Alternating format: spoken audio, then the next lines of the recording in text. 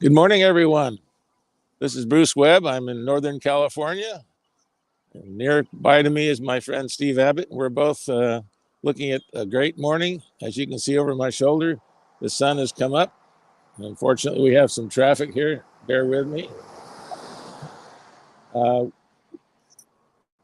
This is a live birding event, and things like that are going to happen. Traffic noise, someone might drop their phone. But we'll be coming to you from Arizona, 2 places in Texas, the East Coast, if the weather allows it. It is kind of snowy out there right now. Some bird observatories, Black Swamp and Braddock Bay, hopefully. I'm going to say welcome to everyone and switch to my friend Steve. Good morning. Literally right across the road from Bruce right now, we've got several birds here in this pond. Unfortunately, everything else other than this Canada geese are being uncooperative right now. But we have American avocets, we have black-necked stilts, red-winged blackbirds of the bicolored type, which is a California specialty out here. Good morning. Hey, good morning. Look at that Oriole. Good morning, Steve. Good morning, Javi. How are you? Good. Coming at you from the Gulf Coast here on South Padre Island, southern coastal tip of Texas, where we're at the peak of our spring migration now, and we just got invaded by Baltimore Orioles here over the last weekend. Beautiful. And orchard orioles, and a lot of other different kinds of songbirds that have just completed their trans-Gulf migration. They just flew across the Gulf of Mexico. These are northbound birds. They just flew from the Yucatan 600 miles to the Texas Gulf Coast, and they're landing here on South Padre Island in big numbers. A cold front caught them halfway across the Gulf, and then instead of tailwinds, they had headwinds to fight through. But these are the ones that made it across. A lot of them made it across, and they're here hungry. We've put out oranges for them to get their energy so they can keep going on their migration. We've got oranges strung up here in our trees. And there we go, Tennessee warbler as well. They also like oranges. And that's how they get their color, right? Just kidding. Well, I mean, some of these Orioles are almost brighter orange than the oranges themselves. Bright, colorful, as bright as can be for the springtime. I've got another kind of orange right here with this American avocet. Oh, nice. Peachy orange. And then the black-necked stilt. Oh, beautiful. Another avocet. I love the morning light out there on the wetlands. Yeah, the sun hasn't quite come up perfectly yet. So we're still in some kind of shaded light, but it is a nice even light. Got some catbirds chasing each other around here. Oh, nice. They also want to come down for some orange. Get that vitamin C birds. I grew up on the East Coast, so I miss all those birds. Yeah, these guys are all over the gardens here at the South Padre Island Birding and Nature Center right now. Nice. I miss eastern warblers and the migration. Yeah, it's a spectacular thing. Oh, here's an orchard oriole. Oh, nice. An adult male orchard oriole here, digging in. It's such a neat color. Yeah, we had these trees covered in orioles recently. Displaced by Baltimore. Yeah, peak migration of Baltimore and orchard orioles up the Gulf Coast right now. Oh, there's Clay. And I've got a wood thrush coming in towards the drip.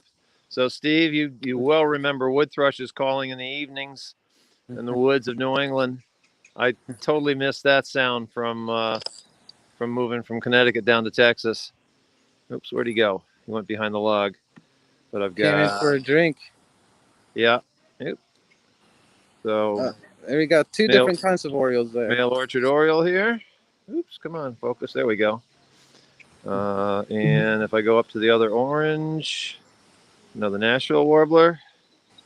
Got replaced by a Baltimore. Oh, here's Wood Thrush out again. There he is. Oh, sweet. That's such a wonderful song in the evening, right after sunset. Hear it floating out of the woods.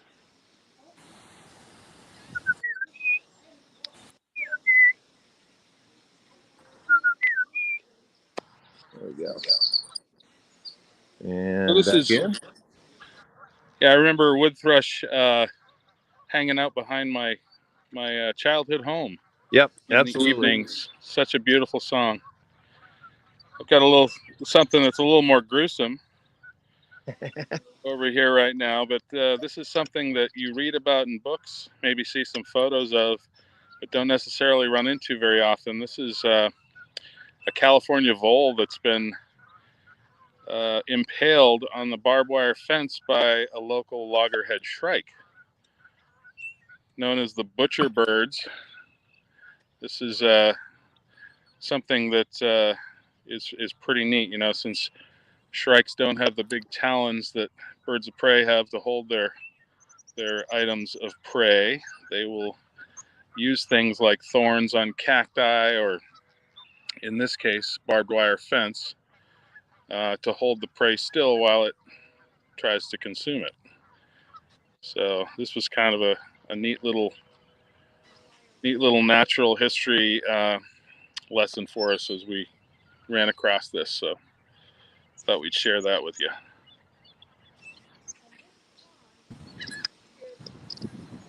And where'd my wood thrush go? Hey, Clay. Hey. I've moved on a little bit further down the parking lot here, actually. Yeah. At the South Padre Island Birding and Nature Center, I've got a Indigo Bunting on the lawn here, feeding through the grasses and weeds, and also a clay-colored sparrow here. They're on the right, the smaller sparrow on the right. They're feeding. That was amazing the other day yesterday afternoon when there was like a dozen clay-colored sparrows. I was not expecting to see that. Yeah, they've been feeding together here in large flocks.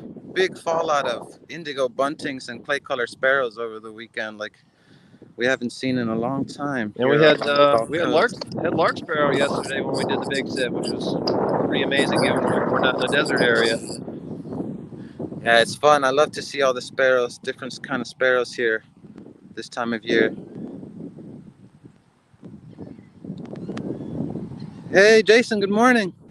Good morning. We're here in chilly northwest Ohio looking at the famous bald eagle nest at McGee Marsh. Many thousands of birders enjoy this nest every year. Most don't get to see it this time of year. The chicks are a little bit younger. We have the female on the nest right now feeding the chicks, which is really great to see.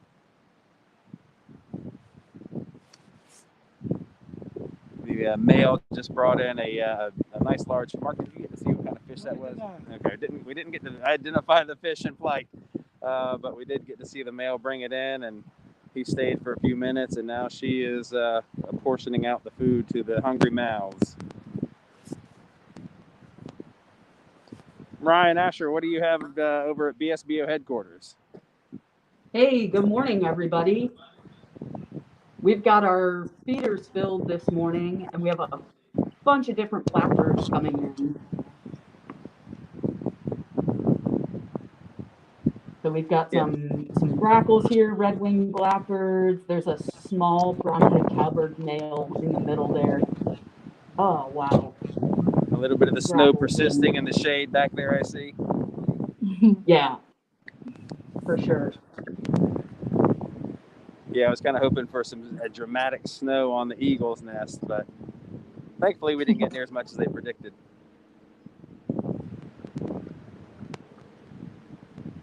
Oh, look at those avocets. Oh yeah, those are nice.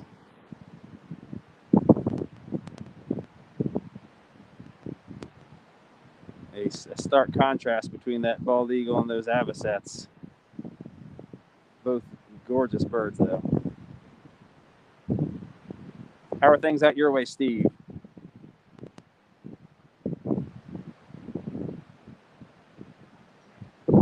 Looks like she's still picking those pieces of fish apart for those chicks.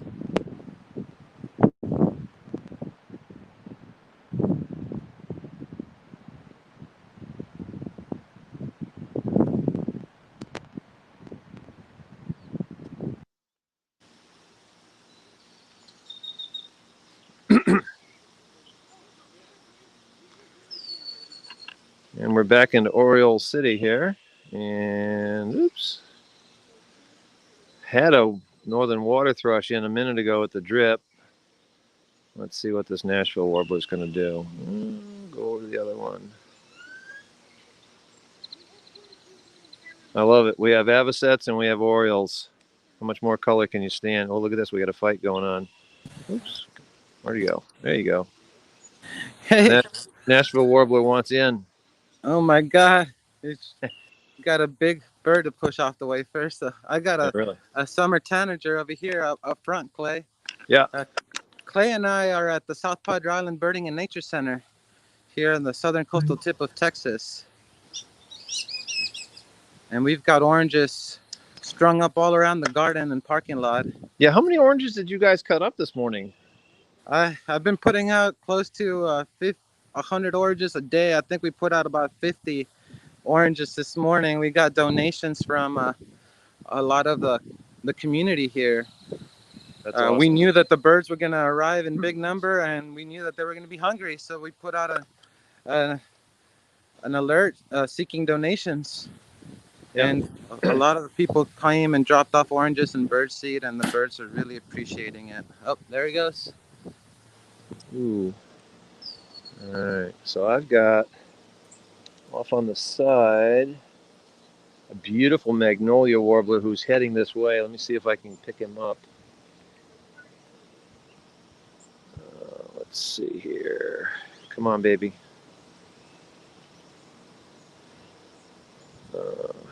Hopefully he's heading toward the drip, but right now he's messing around down the leaves, and I can't get him. Oop, oop, oop, oop, oop, oop, oop. There he is. Hello, Maggie. Oops. Come back. There's Magnolia.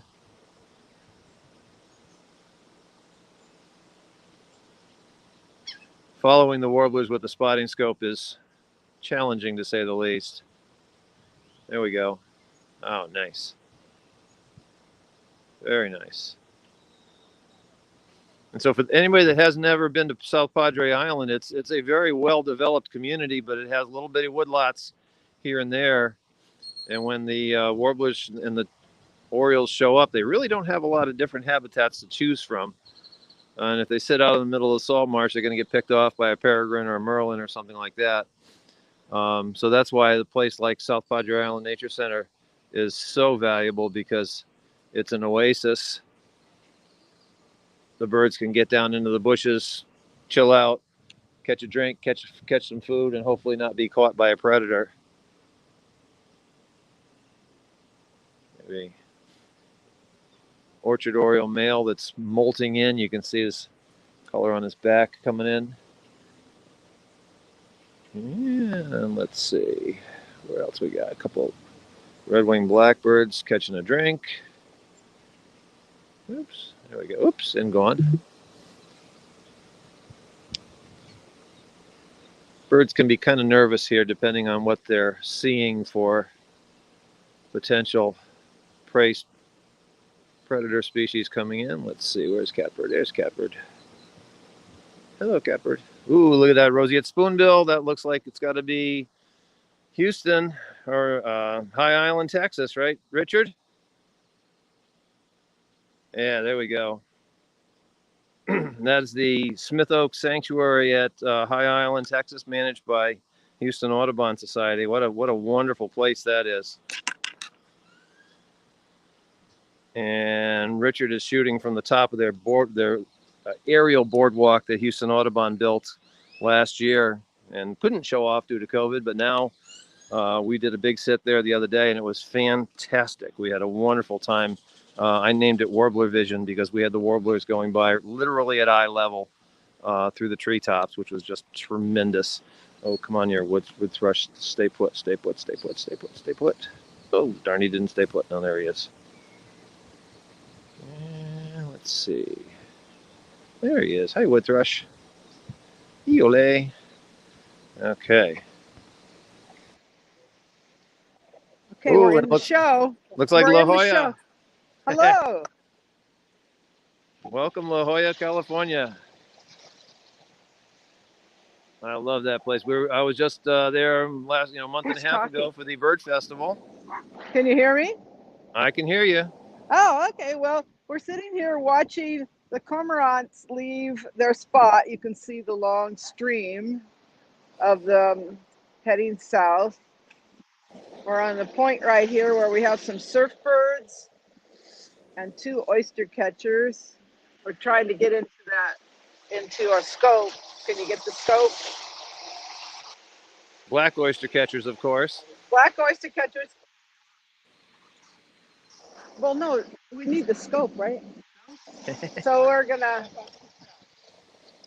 scope got kicked out. We're having a little trouble here.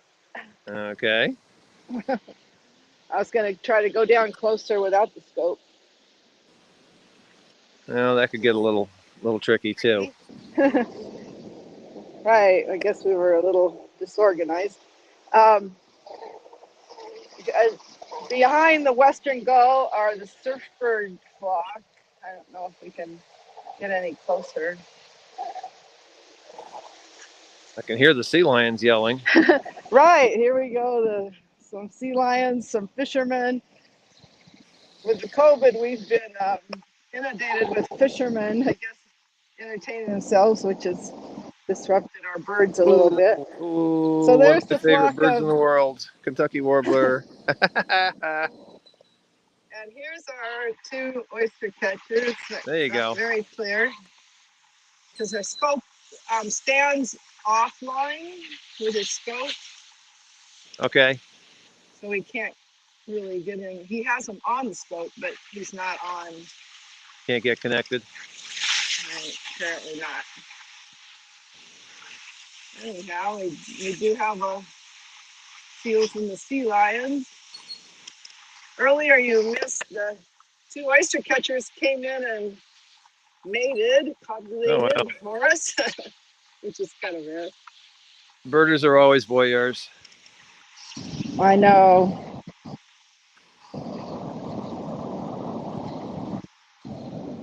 As you can see, the cormorants are still going out. If we were over in that place, we'd see that they sort of funnel down one by one and get in this long line, come across. Across the way is La Jolla Shores and Scripps Pier, Scripps Institute of Oceanography, Torrey Pines Golf Course. So they stream out of here for about an hour or so, come back later. Now they've got babies in the nest now, don't they?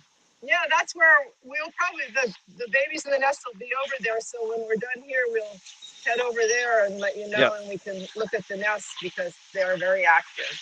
Yeah, when I was there for the festival, the end of February, they were just setting up and building and pair bonding and all that, but there were no babies, no nest. I guess a few had eggs, but no babies yet. So I always thought the cormorant babies are the goofiest looking things in the world. They look like rubber models, Yeah, all they black. do. And then when they're feeding, they stick their head all the way down the throat of the parent. It's really something. You can see the cormorants, the non-breeding ones, are still rushing off to the new feeding site for this morning. Yeah. Surf birds are here. We can't see them.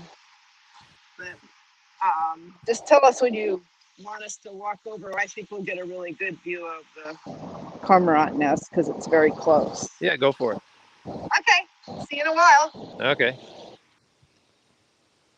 And we're playing with Orioles at the Orange. We had a beautiful Kentucky Warbler taking a bath. The yellow warbler came in and decided not to take a bath. So waiting for something else to show up. What was that off on the right? Oh, here comes wood thrush again. Come on, Woody, where are you? Nuts. He moved. Oh, there he is. And oh, look at that. He's got a bug. Chasing wood thrushes. There we go.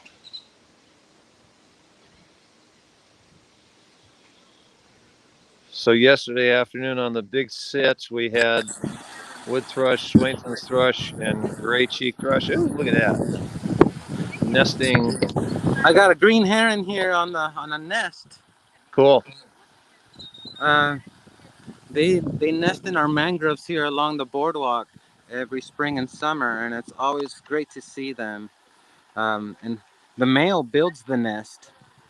He goes far and wide to find the perfect sticks, as you can see there. Perfect length, width, size. Then he brings them over and starts the nest, and he does a special call in the spring, goes, ow, ow, calling the girls. And then if the females come and they like it, they stick around. And then the males just bring her sticks from then on. Oh, look, you see? I think that's the male there. He brings her sticks and then she puts them in the nest after that. And wow, got a beautiful Oriole in Arizona. Yeah, that's our Scott's Oriole. Hello, everybody. How's everybody this morning? Beautiful Scott's Oriole here at Ash Canyon Bird Sanctuary. We had a Swedish hawk or something come through. It scared off all of our other birds, so I'm settling for this one beautiful Oriole. That was a great view there in that bare branch. Oh, there it is. They also like oranges. A perennial favorite with Orioles. You want Orioles, you need oranges. That's one species we don't see here on the Gulf Coast. Oh, what a beautiful lighting on that bird right now. Yeah, it's a gorgeous morning here in southeastern Arizona. Handsome, handsome bird. We've got a number of Scott's Orioles around. This is just a prime field guide perfect male. Beautiful as he can be, shining and morning. That's the prettiest yellow color on that bird. Kind of a nice relief from all the oranges of the other Orioles. Not that I want to diss the hooded Orioles and the Baltimores and the Bullocks, but that yellow is quite a nice color. Yeah, the more Orioles, the better. Absolutely. And rose-breasted grosbeak is coming in to join the party. We have Oriole on the orange. Nice male RB.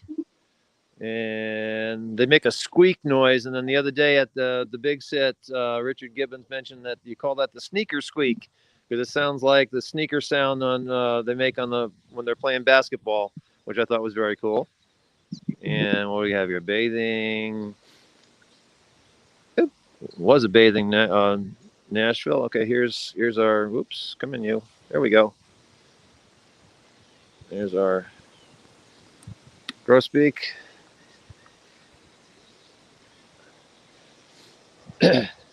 Used to love to get those in my yard in Connecticut when they'd come up for the springtime. But here in Texas, they are just a migrant. There's water thrush, northern water thrush. And I'm going to have to play chasing with him. Oh, we got another. Let's see. Do I chase the water thrush or do I go for them? I'm going to go for the pretty bird. Another grosbeak popped in. Oh, we got 3 now. So they're traveling in a bunch. There we go. You can see these guys aren't total, full, perfect plumage yet. They still have some little white flecking in the black feathers and some little black flecking in the white feathers. So they'll, by the time they get up to Black Swan Bird Observatory in Braddock Bay, they're going to be gorgeous. Oops. And back to Oriole. Where'd my water thrush go? He ran away on me. Yesterday, the water thrush was defending the drip area. It was his water. It was his pond, and he didn't want anybody else to come in. So he chased off all the warblers that are smaller, but the big guys said, no, we're coming in. You hear him chinking off on the side. And, oops. Baltimore. Oops. And popped off again. Well, we're enjoying all your neotrops coming to the oranges, especially that Oriole. We're sitting here in Ohio, kind of in that limbo stage of waiting for all those birds to get up here. And we've got our residents, for the most part, hanging out with us. We've got a gorgeous male red-bellied woodpecker. I know it's kind of dark on our screen, waiting for the sun to get in the right spot. But gorgeous bird, tons of red on his belly coming to this peanut feeder. Hopefully we'll be able to catch him and show a little bit closer view of a red-bellied woodpecker.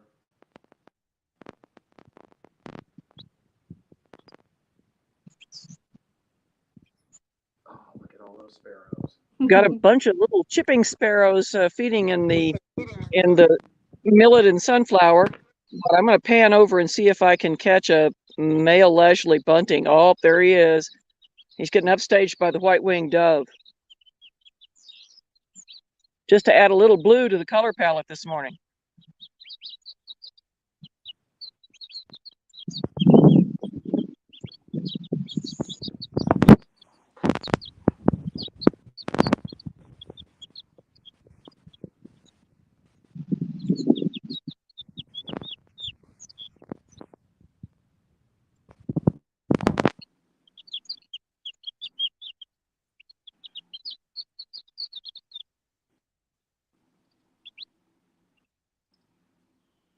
Uh-oh. I think we just had a raptor.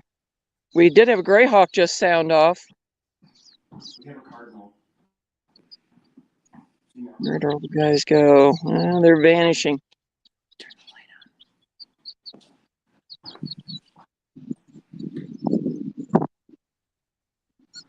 Okay, slowly coming back in.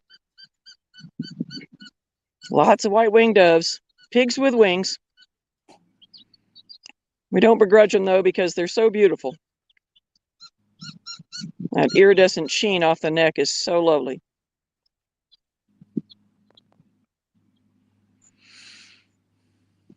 Uh-oh. Okay, that's us for a little while.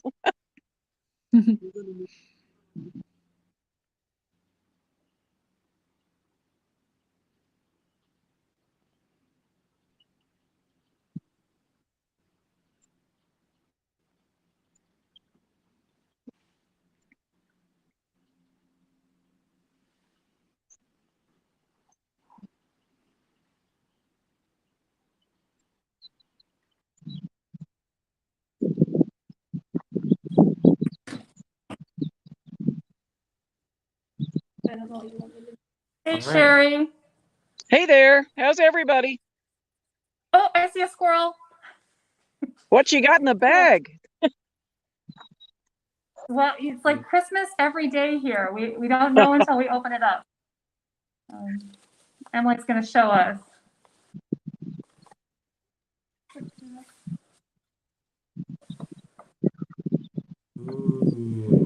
Ooh. Our white-breasted Nuthatch. Wow. And Emily's going to. Very cool.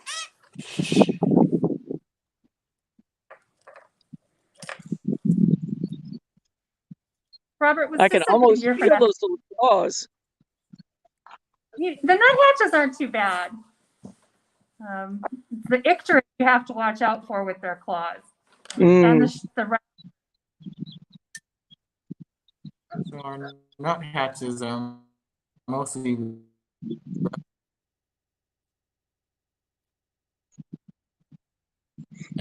species. This bird is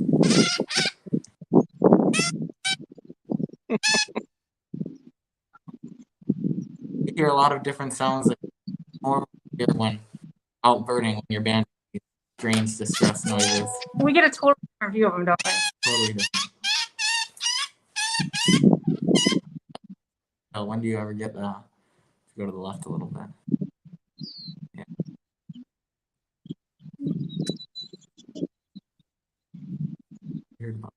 So for folks that aren't familiar, Emily just put a band on the bird that has a unique 9-digit number, like a little social security number that will identify the bird for life. And if we or anybody else ever catch it, we'll be able to correlate those two records.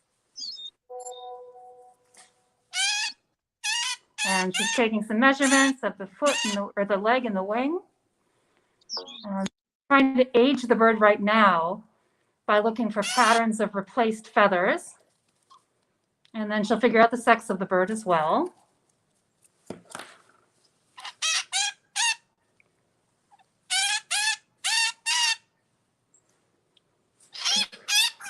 Should we do a quick close-up of the wings so people can see? Let me just write this down.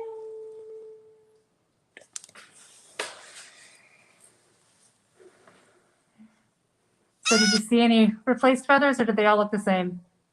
They all look pretty similar. So she's thinking this is an older adult that hatched in 2019 or before. So in banding terms, we would call that an after second year.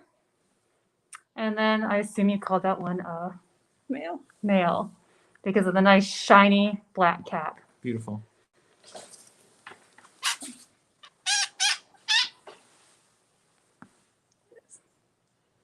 All right, buddy. Let's weigh it and get it out.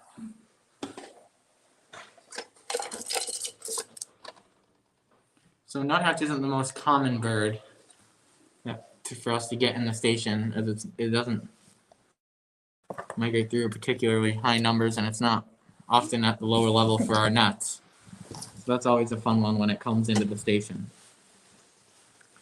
And I'm going to let you guys continue this conversation and see whatever Stan has, and I will do that. Hi, Stan. Hey. Oh, here we are in San Diego.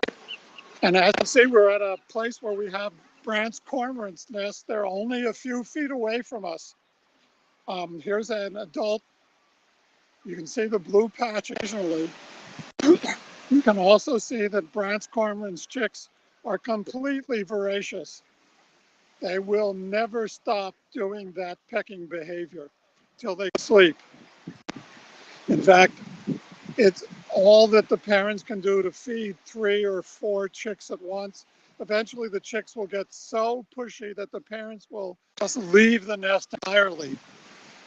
As you know, Brandt's cormorants nest everywhere from Baja California up to the Gulf of Alaska, but they live in an incredibly small space. This nesting area is maybe 15 feet wide. And La Jolla is one of the best places to get close to these nests. Everywhere else that they appear is fairly remote. Let me just move around. We have about 30 nests on this little cliff. Let's find a nice sleeping. I'm looking for A, B doing a display. Mostly they're just sitting. You can see that beautiful brown chin patch, usually visible at great distances.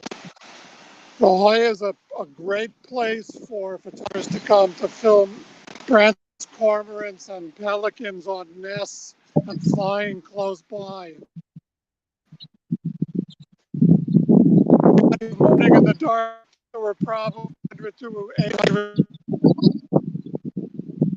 But no, there we are. Okay.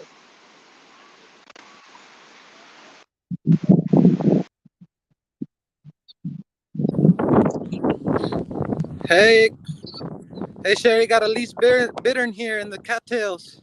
Oh man, look at that. What a beauty. Yeah, I feel lucky to be able to share this bird with you guys because they can be hard to get. They spend most of their time in the deep and thick cattails. And they blend in perfectly. They have perfect camouflage with the cattails.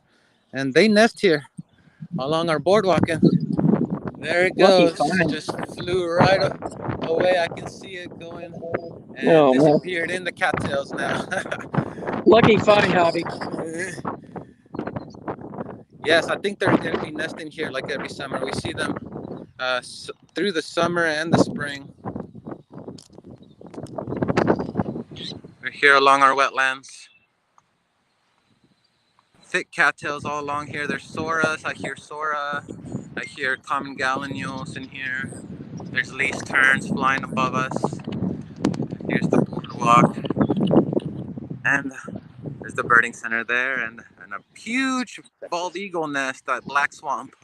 Yeah, we've got the female still up here. We're trying to determine if she's still feeding the young or she's decided to finally eat some of that fish the male brought in for herself. We saw the chicks pop up a little bit here and there, but with the wind, they're staying a little more hunkered down. It looks like the sun is coming out there, shining. Yeah, melting the snow. The We're north waiting for wind is kicking in here now, and so I think we're gonna have more spring migrants dropping in. Send them our way.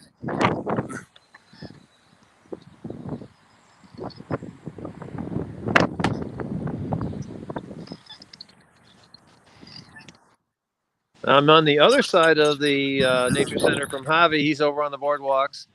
We do have a couple of hummingbird feeders out, and primarily the hummingbirds right now are all ruby-throated. Out here on the island, it's a little trickier getting black-chinned or buff-bellied, which are fairly common inland.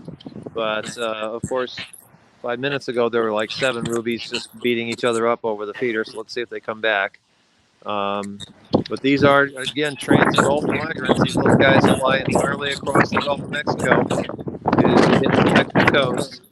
And all up and down the coast, we have lots and lots of people putting out feeders. I'm going to just swing out and see if we can get on some mottled ducks. Hello, mottled ducks. There we are. A couple of mottled ducks on the mudflats. And farther down, we have a willet playing. And sometimes we get clapper rails running around out on these mudflats. But right now, I'm not seeing anything. Let's see if we can get the models a little better. Very nice. Yeah. So we've just driven about 15 minutes to the east to the Yellow Bypass Wildlife Area in Yolo County, just west of Sacramento, California.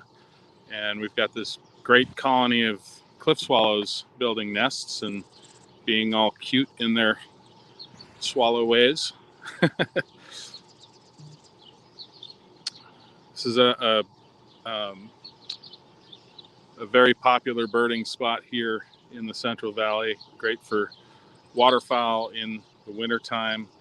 In fact, just this last week, there were hundreds of greater white-fronted geese still here, but they have mostly headed north and onto the breeding grounds.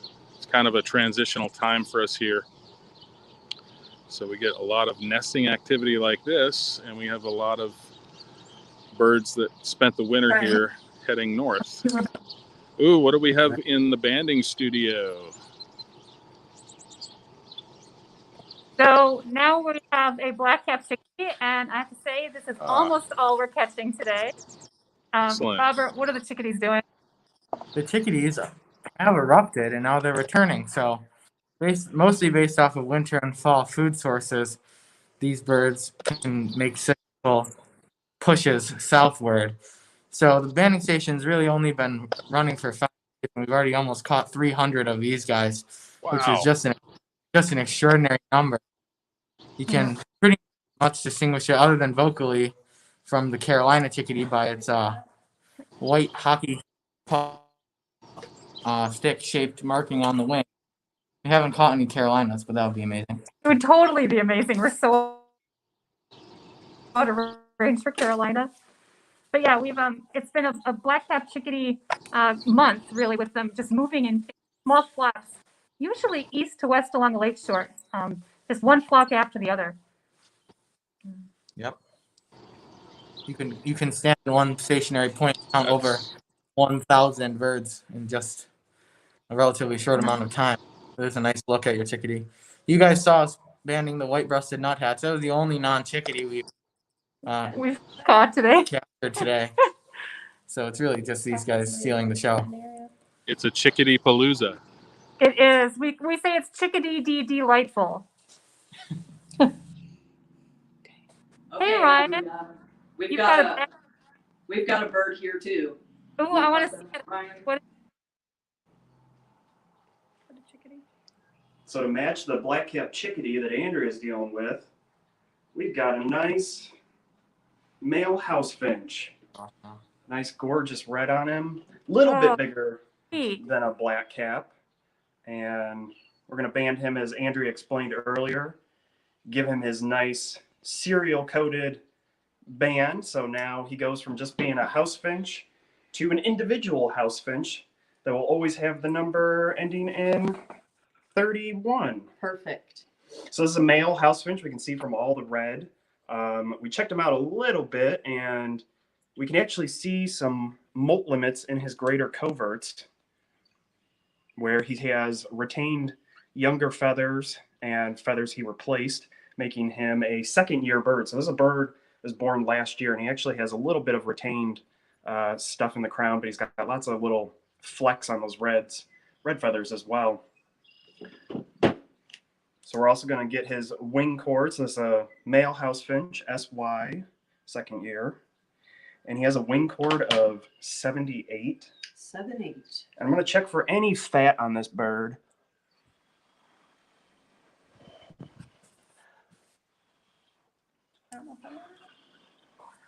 He doesn't look like he really has a whole lot of fat, which makes sense because he's kind of a resident bird, but I would give him a score of 1 fat. 1 on fat. And then lastly, we're just going to weigh this bird. Is, was that, is 1 a lot? Not very much. Yeah, 1 is not a lot of fat. So everybody has sort of different scales. We're trying to be more uniform. Our scale goes from 1 to 6 with half points in the middle. So 1 is, just a little bit more than 0. And this bird weighs 23.65 grams.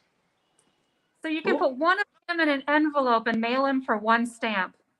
Yeah. And with that, we're gonna let our house finch go. So thanks. You want to watch him fly?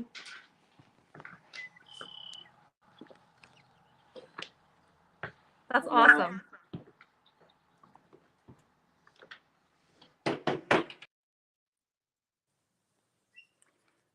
And we're back here at Braddock Bay with more chickadees. These really are the coolest birds. We never get tired of them.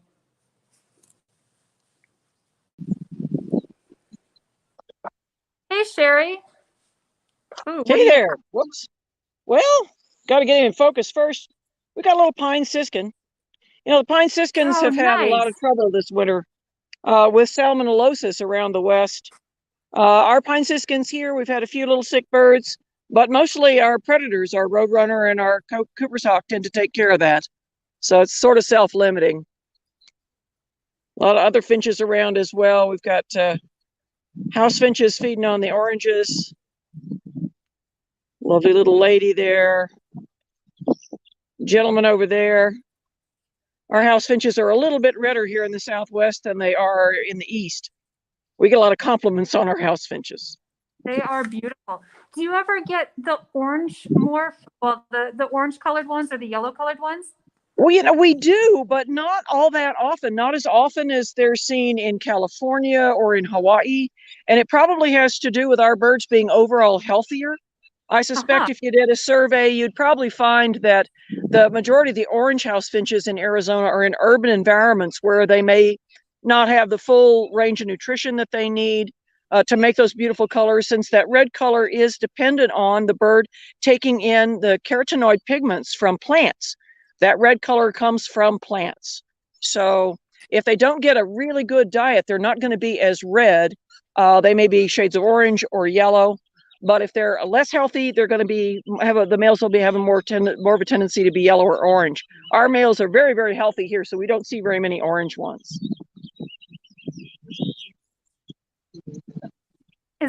Do I hear them singing in the background, or what am I hearing? Oh, yeah. There's just a cacophony of bird sound this morning. There's that little zipper sound of the pine siskins. The lesser goldfinches are singing. The Scots orioles are doing their beautiful flute-like song.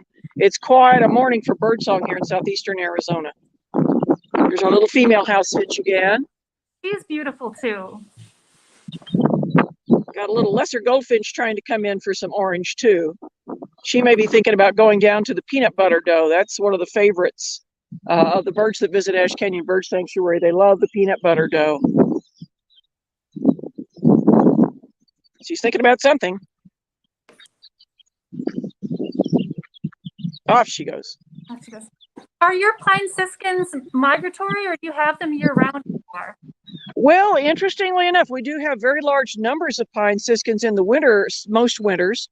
But we have had, even in our high desert home in Bisbee, Arizona, we have had fresh out of the nest baby pine siskins with little fuzzy heads.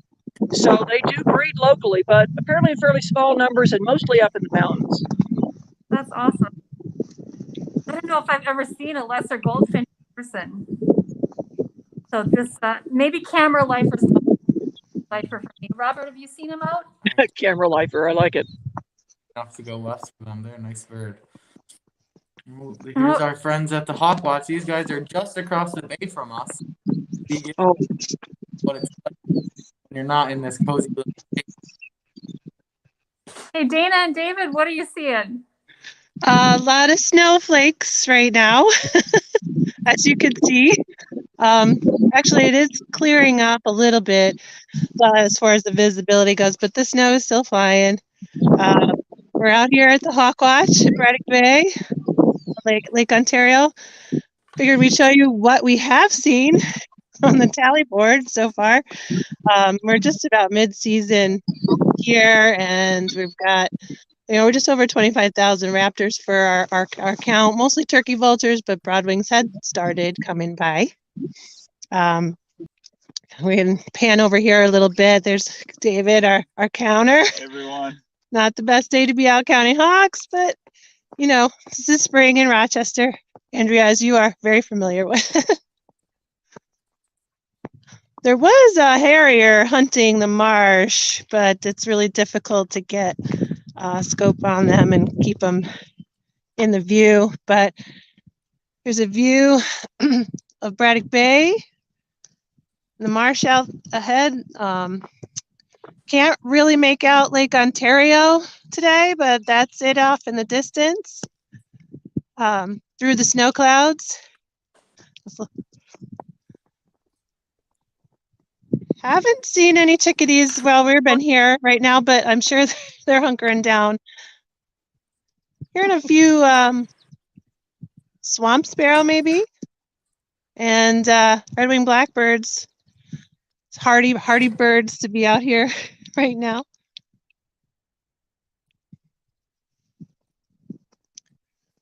Take a walk on the boardwalk. We're going to take a walk. There's a boardwalk that gets out into the marsh and see how close we can get to anything out here. Maybe hear some of the sing-songing, the birds.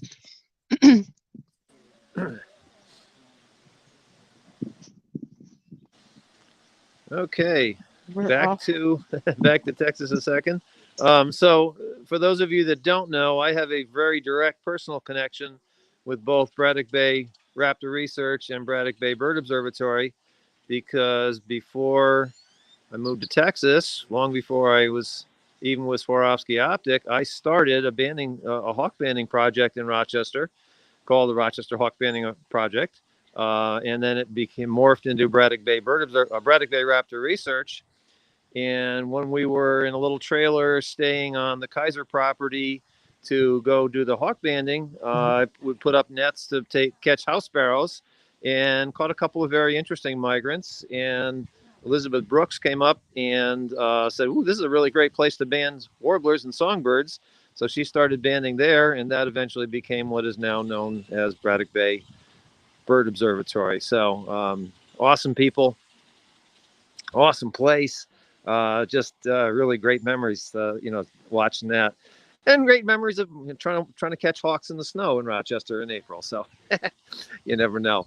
The ruby-throated hummingbirds are popping around the feeder here. Quite a 70 degrees here in South Texas and ruby throats, and we got snow in Rochester. So the U.S. is so big and so diverse, and the bird population is so diverse, but the weather is so diverse too. So, you never quite know what you're going to get. Down here in South Texas, a little more than a month ago, we had sub-freezing temperatures for a couple of days.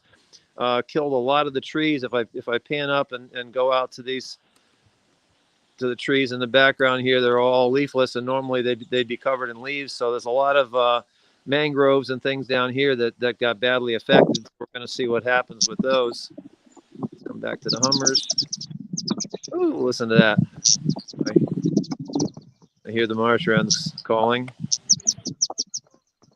You can hear some geese honking. The great thing about Braddock, especially for the hawk watch at Braddock Bay, is you're looking for hawks, but you have the bay out in front of you, all the waterfowl, all the land birds coming over, and the hawks migrate on the southwest winds. So it's really warm, beautiful conditions, not like today, but and so you can have a real smorgasbord of birds visible from the hawk platform. So it's not always just about hawks. It's a wonderful spot. Oh, there we go. Yeah, I'm not sure if the Harrier's out in front of us now. I don't know if you can even make that here out. we are with what? I hear the Canada geese. Canada geese, yeah. There's a Harrier. Well, she was off in talking the and distance, but go ahead. what? Oh. Here we are Swamp back sparrow. on the other side of La Jolla Cove, looking at the brown pelicans. No. Oh yeah, there is, right. Hello? No. And I've got a One of the Prothonotary great, what'd warbler you say? flying around. Oh. Oh. Oh, hi, we're on. Here we are at the other side of the cove. A few oyster catchers going around, but mainly we wanted to show you these brown pelicans. They are here. These are the non-breeding ones, or ones that couldn't find a nest. You can see one flying in there. We also have some Herman gulls down here. And I hope the oyster catchers will come back in, and you can see these are mostly the younger brown pelicans who are immature. It takes 4 years to reach maturity with a brown pelican. Are you there? Oh yeah, we're here. That's cool. Oh, you're here. Okay. I didn't realize. Okay. I didn't realize brown pelicans took 4 full years. That's wild. Yeah, they're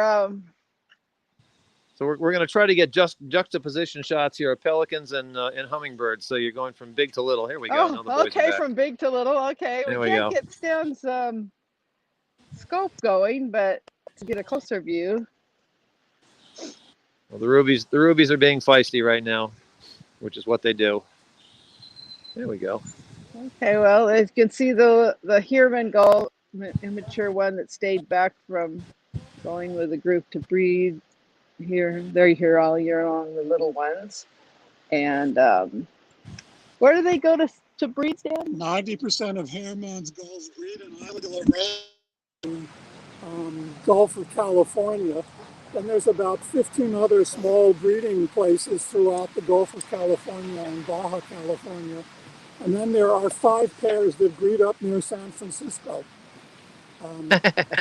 which is about as far north as they get, except for occasionally they get up to about southern British Columbia in a really El Nino year. Right now, all we have is the first-year birds that are not going to make the migratory visit. It's a 1,500-mile flight from here to Isla de la Raza. So they spend the entire summer here, their first summer, just a few of them. We also have the non-breeding Brandt's cormorants. It takes 3 to 5 years for a Brandt's cormorant to go to full age. So they spend about 5 years here just sitting on the rocks and feeding and taking it easy. And then, of course, we also have California brown pelicans. Most of these are subadults. They look like adults, but they don't have that beautiful red-orange skin. But a few of these are breeding plumage, and they probably just couldn't find a nest on a nesting spot in some of the islands. Gone. We're gone. I'm gone. We're gone. And we're done. I don't know. This is very strange. I mean, that other time he was like. And Richard's got a calico heron. Good morning, Clay. Can you hear me? I can hear you. Well, I've moved back to Grackle Pond. Just there's less wind back here, and it's a different habitat. Gotcha. We've got more of our forest breeders back here, little blue heron, yellow crown night heron, which I could probably get on after this. But I do love this, subadult plumage of the little blue heron. And he's been quite cooperative, or she, yeah. AKA the calico heron. That's right. Yeah. Let's see here. And all of a sudden now the rubies are cooperating. We've got 1, 2, 3, 4, 5, 6, about 10 of them here on the feeder. And in about another 30 seconds, somebody will say a dirty word, and they'll all be beating each other up again. That's the life of a ruby-throated hummingbird. All right, I'm going to get a yellow-crowned night heron in for you. Cool.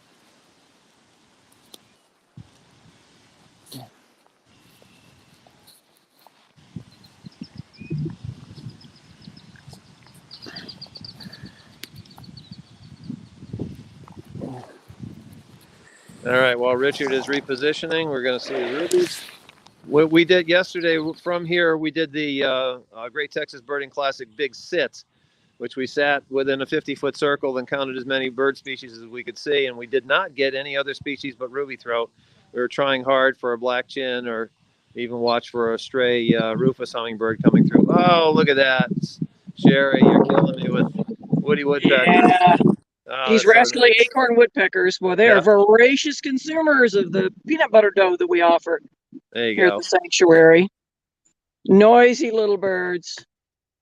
So everybody in our audience, everybody that in our audience that is of a certain age, you saw the Woody Woodpecker, the original Woody Woodpecker cartoon. Walter Lanz and his wife were at a vacation house in the mountains in California and watched the acorn woodpeckers just going berserk one day, and that was the inspiration for They're so shiny. They're among our shiniest woodpeckers. And the amazing thing is, you go down to the mountains of Costa Rica, and there's acorn woodpeckers. It's wild. Yeah, They're throughout way up the and down. pine forests of Central America, there are acorn woodpeckers because there's lots of oaks in there too. Yeah.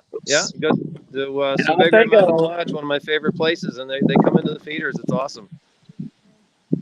Meanwhile, back at the white-winged doves. Oh, we got a Scots Oriole female.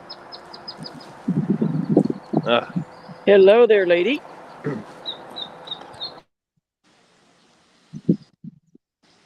Hey there, Richard's got the yellow-crowned night heron. There we go. Hey, Richard, did we ever get one for the big sit the other day? I don't know that we did. Yeah, I don't think we did. Darn it. Oh, look at that. Well, the swaying is actually that willow tree moving and not the scope. Not much I can do about that. Yeah. Of course, Texas is unique where yellow-crowned night herons will be out in the natural areas. But if you go into San Antonio and downtown, the Riverwalk, you know, the tourist attraction, they nest in the trees right over the river and they walk up and down the sidewalk in front of you. Ah, look at that Western jay, or what's it now? Woodhouse yeah, jay, this is right? a Mexican jay. Oh, This is our Mexican. Arizona form of the Mexican jay. There we go. He just chased off a little ladder-backed woodpecker. The woodpecker's coming back, but jay is bigger. Here comes the woodpecker. That's the that is the ladder-backed woodpecker, which is a bird we share with the arid parts of Texas. Yep. Ladder-backed woodpecker, we call them the desert downy. They're more closely related to the downy woodpecker than the downy is to the hairy, even though the downy and hairy look more alike. Yeah, the sounds are Beautiful very little similar. male. Yeah, they sound so much alike. Oh yeah, the little peak and the giggle. Yep. That little giggle sound is so fun. Yeah, I get ladderbacks in my yard in Corpus Christi, but I've yet to see a downy. They occasionally come down into the area in wintertime, but still waiting on my first downy. Well, I see we've got a request for the peanut butter dough recipe. It's a recipe that's made the rounds and had subtle changes all around. Various people have used it in different contexts, and our recipe is based off the version that our founder, Mary Jo Ballator, used.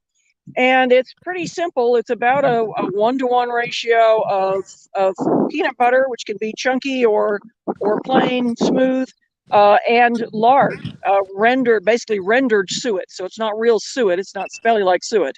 And then you add into that enough dry ingredients, cornmeal, wheat flour. Some people even use things like chick starter to add a little bit of extra nutrition until it forms a nice dough. You can add in oatmeal. You can also add in things like chopped fruit, dried mealworms, things like that. Now we got the acorn woodpecker feasting on it. This stuff is like manna. Almost everybody eats it. It's just a good all-purpose food for a lot of birds. And you can add a little more dry ingredients during the warm weather if you continue feeding during the warm weather to make sure it doesn't just melt out of the feeder on a hot day. Then, just cater to the bird's needs depending on what's happening, whether they're breeding or migrating. It's a great, very flexible recipe. Cool. Well, Looks as like is often the case, I had about 4 Orioles on my oranges 2 minutes ago, and they've all flown away. Yes.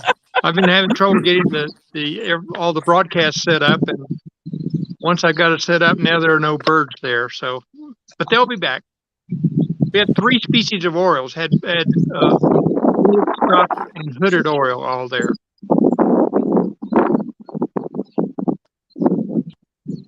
Yeah, Murphy's Law of live birding events. Whatever's going to go wrong will, but hopefully you get enough cool birds to make it worthwhile. Hey, look at now the rubies are all playing nicely together. So if any of these was a black chin, and Sherry can chime in, but typically black chins are a little cooler color up on top, have a longer beak, and when they hover before they land, they really flap the tail a lot, whereas the rubies are kind of twitching the tail a little bit, but the rubies are definitely more serene. Rubies also have a narrower wing. The folded wing is narrower at the tip than it is in black chin. Yeah. At the adult males in particular, the adult male rubies have very narrow wingtips, as you can see on the bird that's on the feeder right now. Yeah. They also have really long tails too, compared to black chins. Yeah, they do. Yeah, and a lot of times it looks more forked than black chin shows. Yeah, it does have a deeper fork. Yeah, for me at my house, when I've got, because black chins are nesters and rubies come through, but the black chin does make a little bit of a wing whistle that the rubies don't. So sometimes I can just tell by hearing it. The adults anyway. The immatures, I don't see it as don't hear it as often. But yes, indeed, the adult males have a dull droning whine to the wing that you can train your ear to pick up. And even the whereas females, the rubies don't seem to make that sound. No, yeah, even the adult females have it in a less high volume, but yeah, I can still hear it. So that's kind of cool. Indeed. And juvenile males, you can hear it in the juvenile males as well. But the females, young females, don't have that modification of the wing feathers that makes that sound. Got a little there's a canyon bird that I toey missed on the ground in front of the doves now. There's a bird that I missed from moving to Texas from Connecticut. Blue jay. Check out that beautiful blue jay. So we've got this this gorgeous after second year bird. And unfortunately, we can't sex this bird. So, blue jays don't have dimorphism between males and females. So the only way we'd be able to sex them is maybe if they had some breeding characteristics like a brood patch or a cloacal protuberance, but not quite yet for this bird. So this bird's actually a recap. It's got a band on it. So nice. Which is really cool. That means that we've already banded this bird in the past and we are recapturing it. So we get to know, get some insight as to what this bird's been doing in the interim between when we banded it last and now. So I'm going to read this band number off to Ryan. 141250606. Awesome. And I mentioned this is an after second year of unknown sex.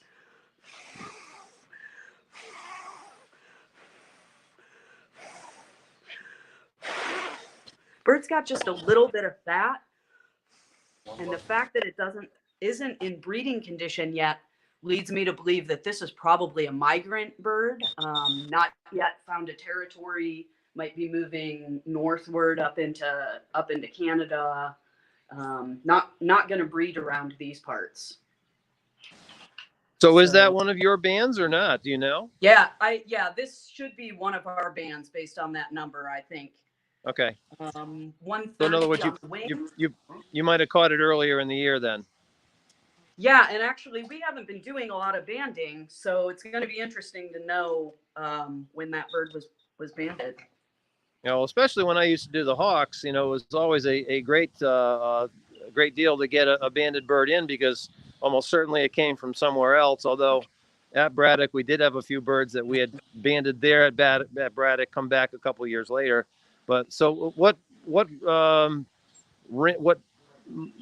percentage or portion of the banded birds you get are foreign bands, are from other places? That's a really good question. So actually, it's a little bit of a, it really depends on what project we're working on. Foreign recaptures a really, really low percentage. And yes. that usually happens during migration because obviously those birds are moving around a lot. At our stations where we're banding, you know, potentially sometimes in winter, but during the breeding season, we catch a lot of recaptured birds, but they're ours from previous years because obviously those birds are coming back to the same patch year after year.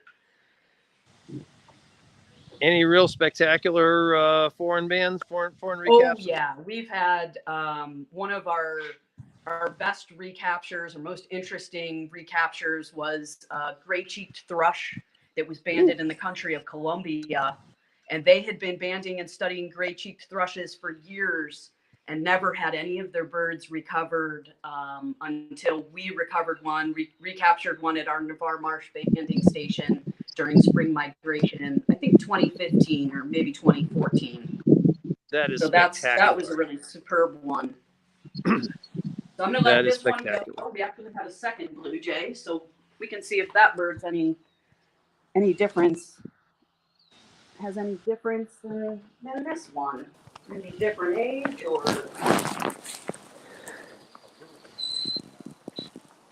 Richard's found gallinules. And blue-winged teal. Nice. We had a coot there too, so it was a nice comparison. I'll see if I can. Let me get that sharpened up for us. Let's see if I can find that. Is it a coot or an ivory-billed gallinule?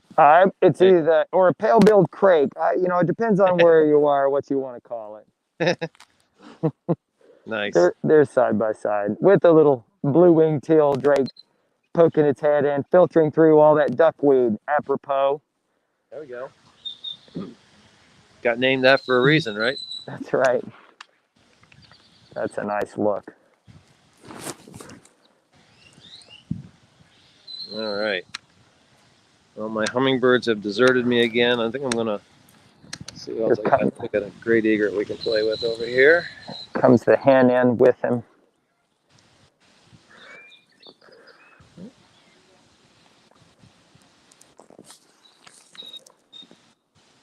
There we go. Got a great egret prowling. These little channels are all fish. Hopefully, no, I don't see anything close. I gotta play with the willet. The willet and a spotted sandpiper. Let's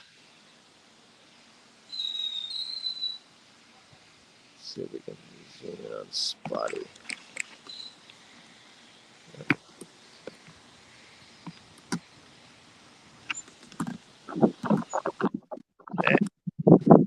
Oh, look at that. Yeah, we got the blue going on here. There you go. Our male lazuli buntings, or lazuli buntings, if you prefer. Sure. These males are looking really good. In the fall, they molt and every feather has a brown edge on it. But by spring, those brown edges wear away and reveal all the blue. So they manage to change color over the course of the winter without molting again. Kind of like rusty blackbirds do. Yeah. Meadowlarks do the same thing. Longspurs do the same thing. Handsome little birds.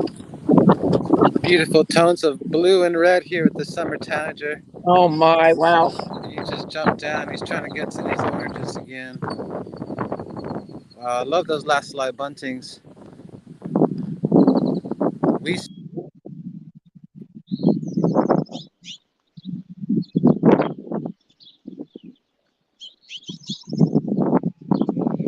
Here comes Gabriel. Hey, can you hear me? With a mourning dove. That's Good morning, Gabriel. Good morning. Are you able to hear me? Yes. Great. Yes, I am in Central Park in Manhattan, in New York City. Migration is just getting started up here. I'm hoping I might find some black and white warbler or a pine warbler maybe, but this mourning dove was being very cooperative here, sitting and preening, so I thought I'd start with that. Very nice. And just to give you a little mise en scene here, I'll swing around. Sorry, I don't want to give anybody motion sickness. But if you look over here, let's see. There's New York City. Oh, wow. Yeah. What an oasis in the city. That's right. So yes, I'm at a little spot birders call the Oven. Bethesda Fountain's right over there. There, we can spy on some people. Over there, Bethesda Fountain. And then, yeah, back over here. Yeah, Central Park has over 250 species of birds have been recorded here. Oh, now the dove has a friend. Look at that. We came back and Ooh. Now the dove has a friend. Spring is in the air. It is, but we've had a bit of a cold front the last couple of weeks, and so things are a little behind schedule, I would say, this spring. Bobby's bringing the red. Yeah, I'm trying to get him in nice focus here. I think he might be even too close for me. I'm losing him.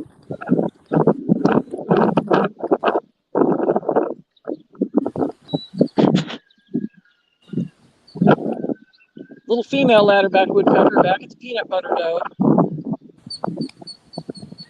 We've had an extremely dry summer, fall, and winter here in southeastern Arizona.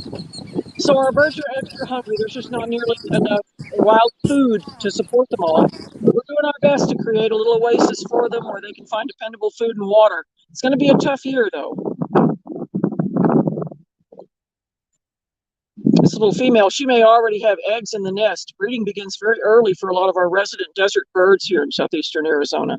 So she may already have eggs in the nest somewhere. Cute little spots along the sides of her breast.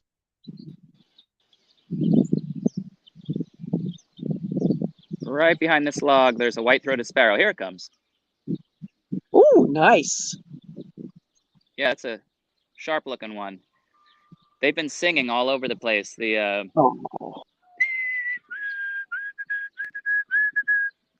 I love that song. I miss that from growing up in the Central Flyway.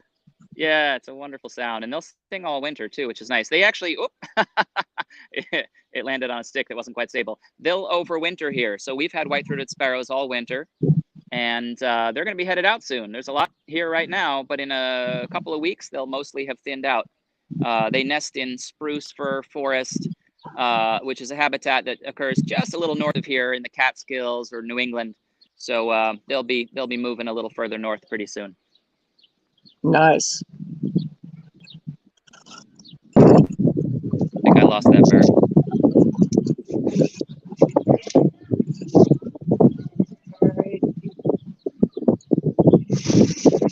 It's really nice. It's been really nice to watch all these wonderful sunny places. Help us stay warm out here in Braddock.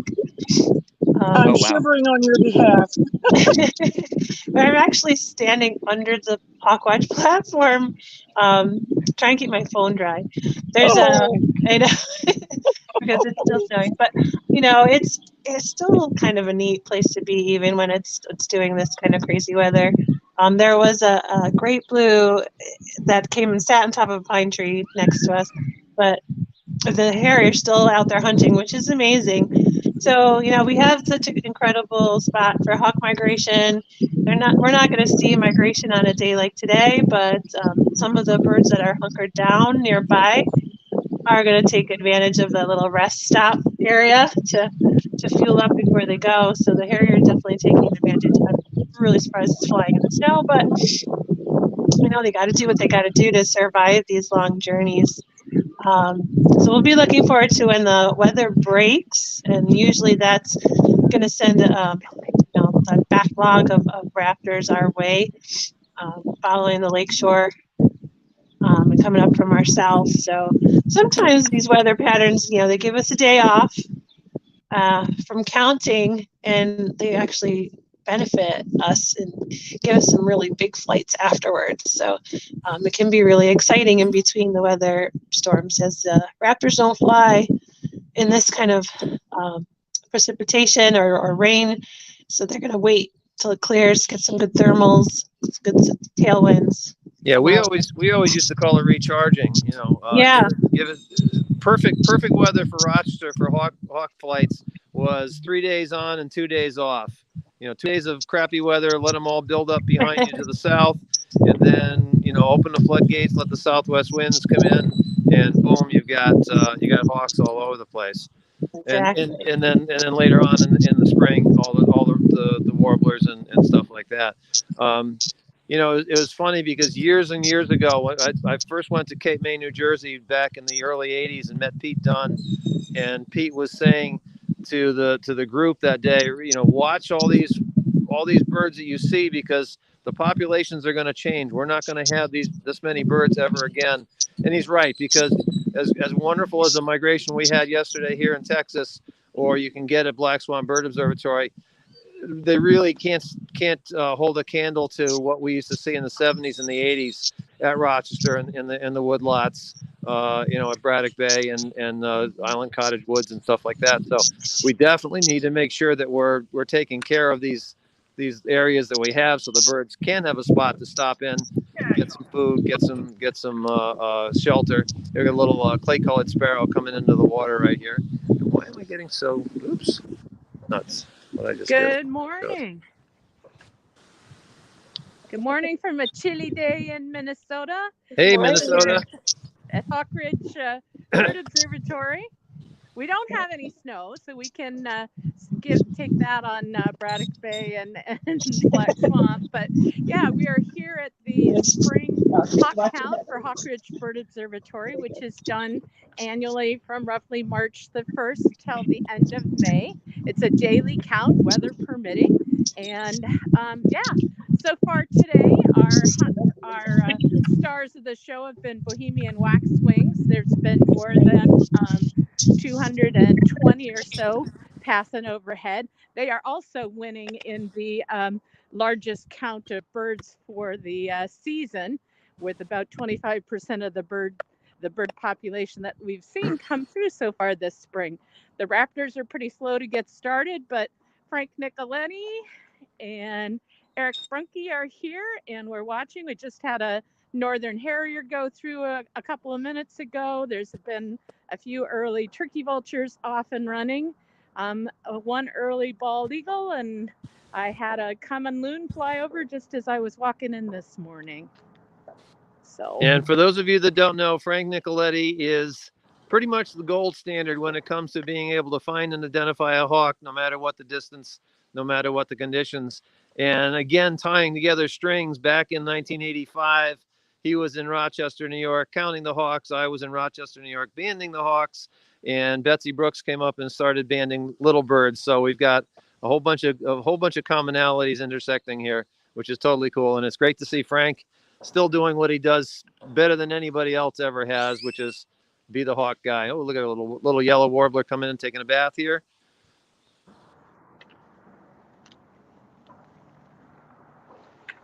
Hey, talk about the bald eagle migrations you guys are getting in through Duluth. That's pretty amazing in the spring. Yeah, it is. I'm showing you our season count board. The season totals on the right-hand column, and today's totals are on the left.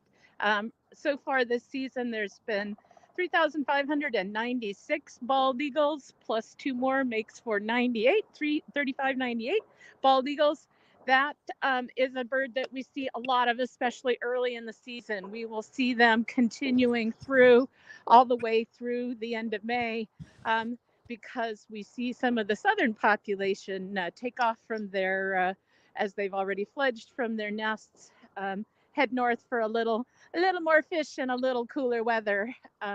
So we see bald eagles all the way through. But any day now, we will start the bird series that will win the prize altogether on the number of birds seen, or at least that's the way it happens most years. We have not yet seen a broadwing hawk this spring, but we should, like I say, any day now, any minute. We're thinking maybe Friday. Cool. Maybe. Now they've been coming through South Texas pretty good in the last couple of weeks, so they should be on their way. But I was just flabbergasted to see back in March, Frank had a day of 550 bald eagles in one day pass through, right? Absolutely, but that's not the record. We set the record 2 years ago at 1,076 in one single day on March the 23rd. That Just blow your mind. that is sick. Back in the 1970s, that was more bald eagles than existed in the entire northeastern U.S. Yeah. It's totally crazy. I love it. Yes. Yeah, we were very, very excited. And just a few days before that, we'd set a new record for the most golden eagles seen in a day here at 53. So, yeah, it can be quite the spot. But, you know, all things considered, it's not snowing. And we're not totally freezing to death. And there are birds moving. That's cool. So, yeah, things are happening. That's very cool. Right now, I've got a great Chickadee coming into the water drip here at South Texas. This is a tropical species of flycatcher, even though they also eat a lot of fruits. Big old hunking bill on them. Quite noisy. And oh, speaking of noisy, we got noisy and with a big old hunking bill in hand. The bander's bane, I guess you will say. Losing some pieces of my finger here. Got a beautiful male northern cardinal.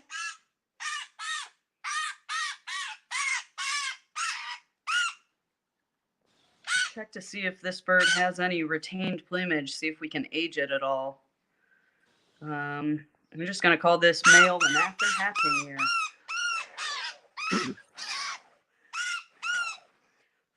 No muscle, no fat, forearm muscle, excuse me. And the wing is 93. Check that out. Beautiful. Wow.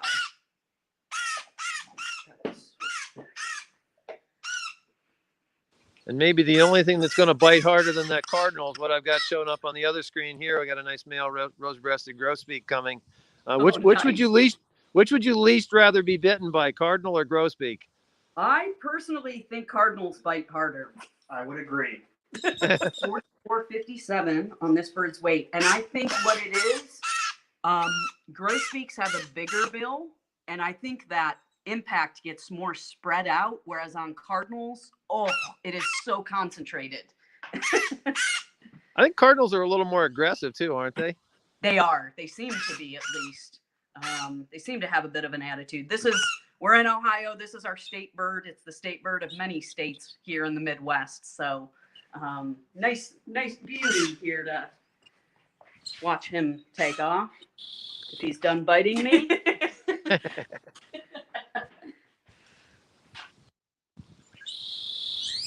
And another rose breast in on the drip, and poof, away he goes.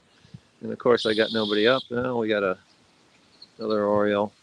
If you want to get into Oriole plumages, this is the place, because you see every different plumage stage you can imagine, males and females. Hey, look at that.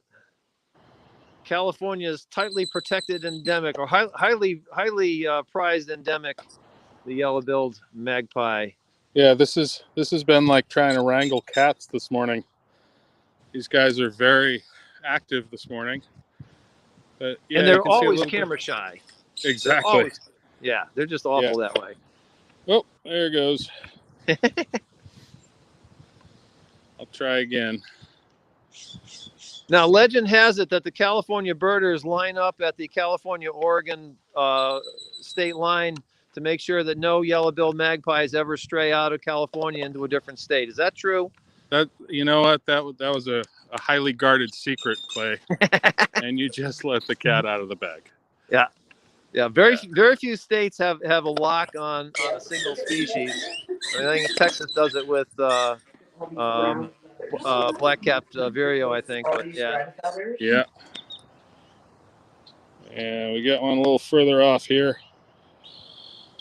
Well, I know all the times I've been out with you and Bruce out in the Central Valley, I've yet to get a really nice picture of a yellow-billed magpie. I've gotten stuff, but nothing that I really liked. Yeah, and throw in the challenge of digiscoping at the same time, and I'm out of breath at this point. Hey guys, I'm back here at the oranges. Hey, Cape May. Nice. I got a Cape May Warbler here. Beautiful. These birds also love the oranges, and they usually get hooked on them when they when they hang out around here. Oh, you just moved on me a little bit. Yeah, yesterday that little guy, or one of them, was over here at the drip, and he took a bath. And by the time he got done with the bath, he was so wet, so dark, you couldn't even tell what species it was. You knew it was a warbler, but that was about it. He was completely soaked. Here, Chickadee's come back in. He's kind of hanging out. And here comes water thrush, maybe. We got rose-breasted grosbeak there. Come on, water thrush. Ah, there he is. Nope, there he isn't. Darn, he went back behind the rock again.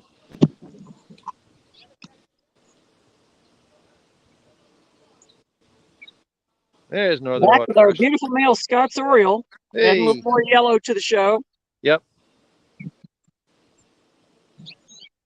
We've got 3 species of Orioles around the sanctuary right now. Lots of bullocks, several hoodeds, but the Scots are big and aggressive, and they tend to chase everybody off. One of these beautiful male Scots chased off an absolutely gorgeous male Western Tanager from the oranges. Oh. He'll come back, but the Scots are a little too aggressive.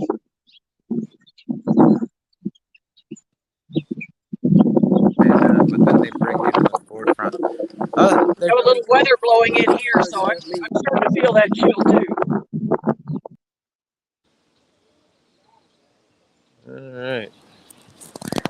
Northern water thrush. You can tell by the streaky throat. And the eye line is kind of narrow, and the eye lines do not converge at the back of the head. They remain parallel to each other. Slightly smaller bill than in Louisiana, but here in Texas, the Louisianas come in early and leave early, so they're even though you might get some late this time of year, the majority of the water thrushes you see in here are going to be northern. But back in March, the Louisianas were all over the place, so they're kind of cool.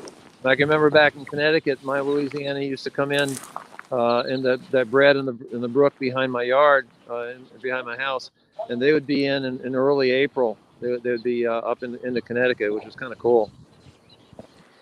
But water thrushes never stop moving, so they're kind of challenging, and they got the bobbing going on. Ooh, and what's Richard got? Oh, purple gallinule? Nice. Yep. Nice. Got a little tail pump in there. Yeah. Yep.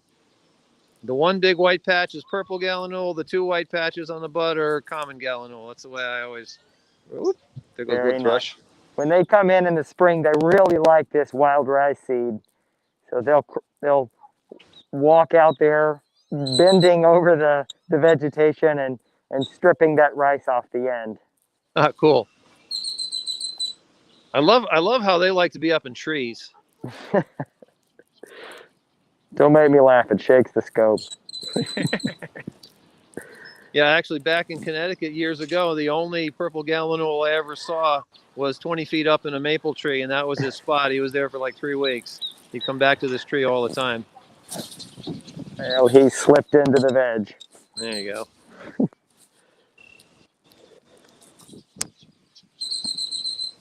Red-winged blackbirds.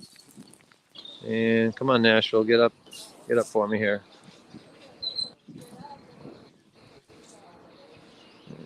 Let's see here. Got a little Nashville warbler on the back side of the drip. There he goes. There he popped up. There we go. Very nice. Okay, take a drink. Yeah, there we go. That was good. All right, no such luck. I'll see what else. Yep, magpie time. Very good. Yeah, one of my favorite birds out here. That's very cool. Oh, and up. Flying right over my head, of course. I think they do that on purpose. Yeah, I agree. They're very smart. Very smart. Here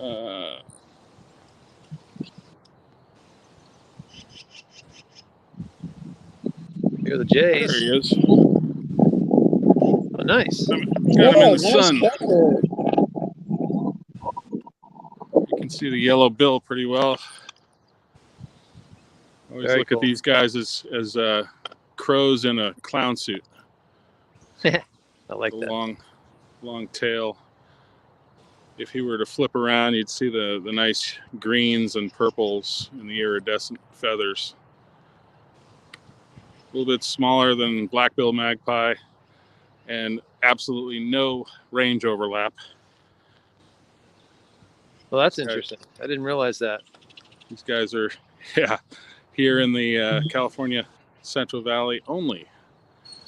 So, like Clay said earlier, one of our endemic species here to California. Yep. If you want to see yellow-billed magpie, you must go to California. Yeah. No other choices. Yeah. All right, so I got a Nashville here. Come on, guys. Oop, what was that? Something just dropped in.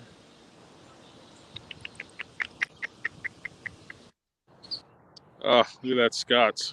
Nice. Yeah, they're such shiny, shiny birds. Handsome, handsome guys. I love that little bit of blue at the base of the bill. Mm-hmm. Sometimes with the females, it's a little difficult to tell what you're looking at. Some of the females are so nondescript, but we go by a lot by bill shape. The Scots Oriole has a very straight bill, while the hooded Oriole, which is very common and widespread in southern Arizona, has a little bit of a curvature to the bill. There's our little female ladderback back too. Oh, nice. We have Nuttall's Woodpecker here. Yeah, Very that's similar. a close cousin of the ladderback. Yeah. One of the interesting things about the Nuttall's Woodpecker, in fact, Bruce here was the one that taught me this when I first moved out here in the 90s, that the Nuttall's Woodpecker, you can tell sex by the call. Oh, really? In that the female does a very quick burst. It's a bit of a rattle, and the male will do a much longer burst. If you hear the long, you know that it's a male. And I'll have to listen for something like that in ladderback. I don't think I've ever heard that distinction in ladderback. Not sure They're if it pretty translates. quiet little woodpeckers. They get upstaged by the Gila woodpeckers. Yeah. Vociferous Gila woodpeckers. Jason's got a gorgeous dog for us there. What's happening at the eggs? Yeah, after the chicks had their breakfast a little early on, we've been waiting for them to pop back up, but they've been hunkered down with this wind, and Mom's just sitting there standing guard, watching. We had some white pelicans fly behind the nest a few minutes ago. We've been watching for them to come back out, but haven't seen them again. Oh, nice.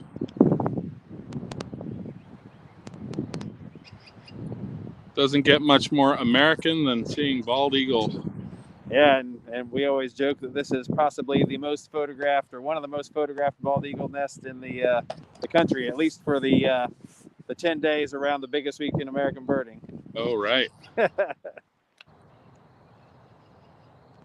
this time of year, there's typically a string of people coming into McGee Marsh to check on the bald eagle nest, if nothing else. Nice. What do you have in New York City, Gabriel? Well, it's pretty quiet. A couple of red-winged blackbirds, early migrants. Palm warblers are starting to show up. I saw my first palm warbler yesterday. Pine warblers also. I saw my first pine warblers yesterday. What else? I hear there's some Louisiana water thrushes around. I haven't found any yet. I was hoping to find some here, actually. I'm in pretty good water thrush habitat. I hear a flicker right now calling. I saw a flicker working on a nesting site earlier today in a different park. Very nice. Yeah. So that flicker's being pretty vocal. So yeah, I'm in Central Park right now. We're looking south. Did you get much of that weather that's been moving through our area the last 24 hours, or is that still on tap for you? It's supposed to get really cold tonight. Actually, it's going to be just above freezing tonight. So there's going to be some interesting weather, and then thunderstorms, I guess. But hopefully this pattern will break after that, and all these birds are kind of like stuck in traffic basically with this cold front, and then once that opens up, I think it's just going to be everything that Clay is seeing right now in Texas, we'll be getting here in just a few days, or a week or so maybe. Hopefully you aren't like we are. We're about a couple weeks ahead on our leaf out, so hopefully you're not in our situation. It seems to me like we're right about on schedule, I think. Yeah, there's some nice, there's an ash tree here, and you can see its leaves are coming out nicely. Right there. I think that's an ash. Looks like a young green ash. Yeah, and the crab apples and cherries and red bud are all blooming. It's really pretty. Yeah, we're at that stage when the leaves just opened the last couple days, and they're all sort of, you can still see the tree branches through the leaves. You know, it looks like kind of a nice green mist covering everything. It's always one of the cruel ironies of bird watching is when you could theoretically see the birds, e.g. the leaves aren't fully out yet, the birds aren't here yet. And they arrive after the leaves are fully open and the caterpillars and such are out, and then they're really hard to see. If the trees were full of warblers right now, it would be a piece of cake. But I guess that's just how it goes. That's what keeps it fun and challenging. There's a fish crow flying overhead. Maybe you can hear it. Air. Air. We have 3 species of crow in New York City. Fish crow, American crow, and common raven. I saw a pair of ravens from this very spot yesterday, which was cool. I think they're probably nesting on a building nearby. They're a real success story, actually. You know, like you guys were talking about bald eagles earlier and how well they've done, but that was, you know, under the Endangered Species Act. They were brought back, but the ravens just kind of reintroduced themselves, which is nice.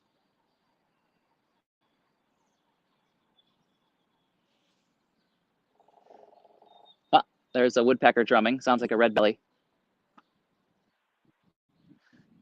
Well, I guess there it is. I think it might be time to wrap up. I guess I'll say goodbye. Thanks for having me. And if you're ever in New York City, look for me in Central Park.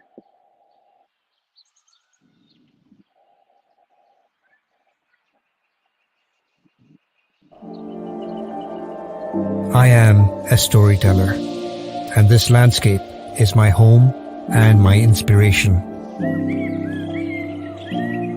Everything begins with what we see. This is our first connect with the natural world.